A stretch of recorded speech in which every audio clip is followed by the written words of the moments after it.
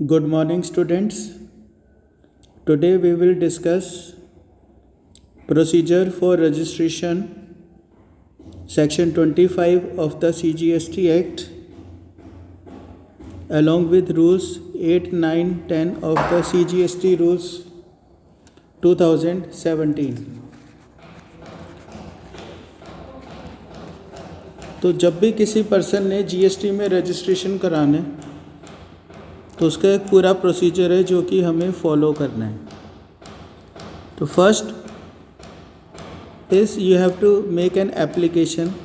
Now since GST is an online tax and all the procedures will be followed online.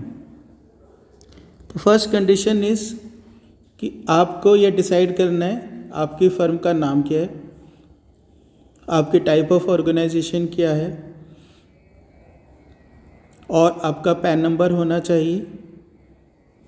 जब आपका pan number होगा तभी आप GST में अप्लाई कर सकते हैं. तो नॉर्मली जो इंडियन रेजिडेंट बिजनेस हैं they must have pan number और वो पैन नंबर के बेसिस पे ही आपको जीएसटी का नंबर मिलता है.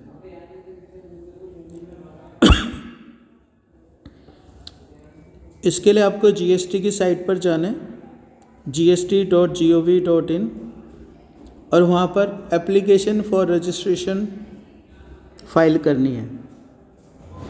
इसका फॉर्म का एक प्रेस्क्राइब्ड फॉर्मेट है और हर एक फॉर्मेट को एक नंबर दिया जाता है.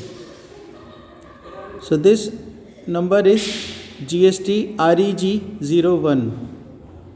REG belongs to registration. तो आपने ये भी डिसाइड करना है आप कौन सी स्टेट में या यूनियन टेरिटरी में बिजनेस करना चाहते हैं. उसी के बेसिस पर आपको जीएसटी नंबर अलॉट होगा. तो जो आपका पोर्टल है जीएसटी पोर्टल, आप उस पर डायरेक्टली अप्लाई कर सकते हैं या फिर कुछ फैसिलिटेशन सेंटर्स हैं जो कि कमिश्नर ऑफ जीएसटी ने नोटिफाई कर रखे हैं जो कि जीएसटी की साइट पर अवेलेबल हैं कि आपके एरिया में है या नहीं है. अब इसमें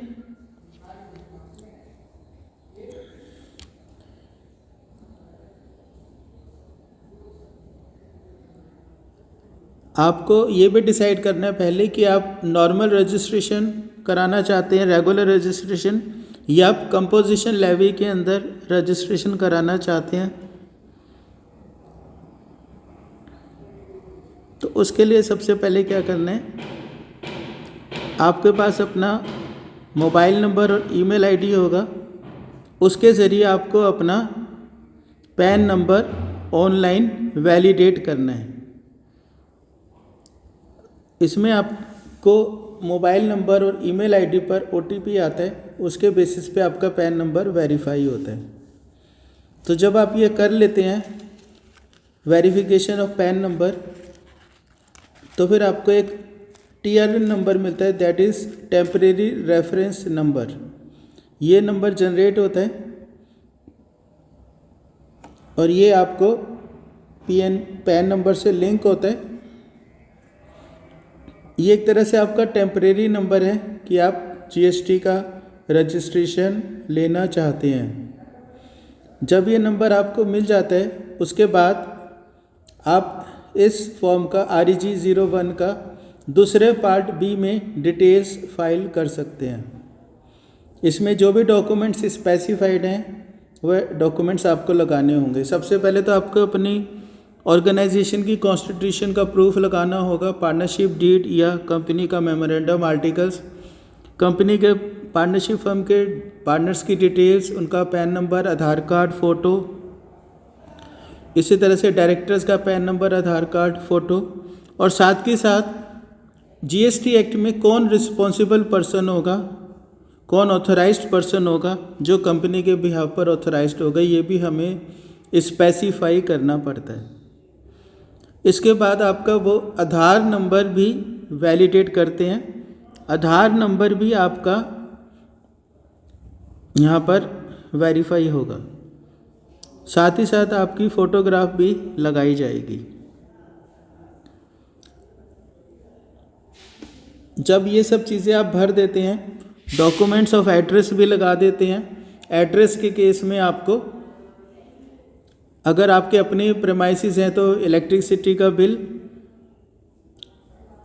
और अगर आपके रेंटेड है तो रेंट एग्रीमेंट, साथ के साथ एनओसी फ्रॉम लैंडलॉर्ड, वो आप लगा सकते हैं।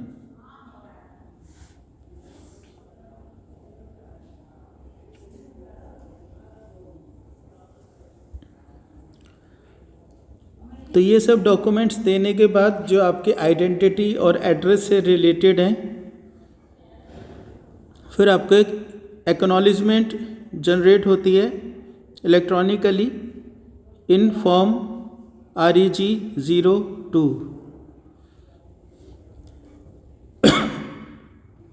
अगर आप एक रजिस्ट्रेशन चाहते हैं CTP कैजुअल टैक्सेबल पर्सन, तो TRN आपको तभी जनरेट होगा जब आप एक अमाउंट जमा कराएंगे और उसकी एक्नॉलेजमेंट आपको मिल जाएगी।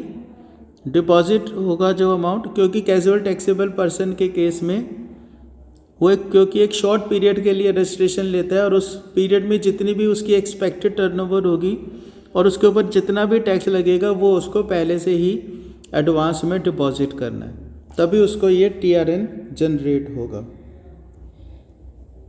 अब ये तो पहला पार्ट हो गया जो कि बिजनेसमैन की तरफ से होगा।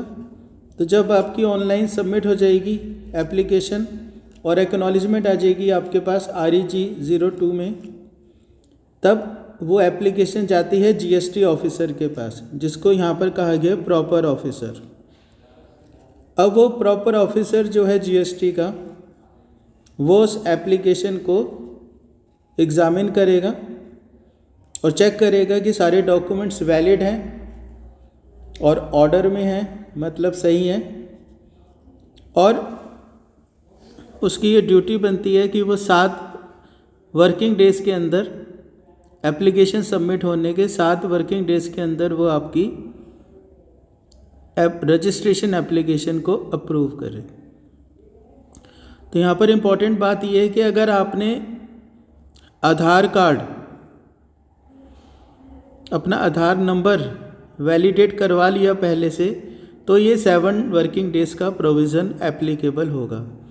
लेकिन अगर आपका आधार कार्ड का ऑथेंटिकेशन नहीं हो पाता पहले, तब फिर ये टाइम बढ़कर 30 डेज़ का हो जाता है।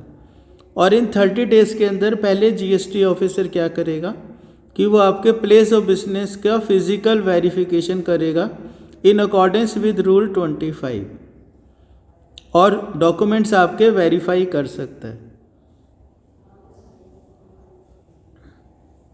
तब आपको वो 30 डेज़ के अंदर रजिस्ट्रेशन ग्रांट कर सकता है। लेकिन अगर आपकी एप्लीकेशन ठीक नहीं पाई जाती, डॉक्यूमेंट्स वैलिड नहीं मिलते, तब उस केस में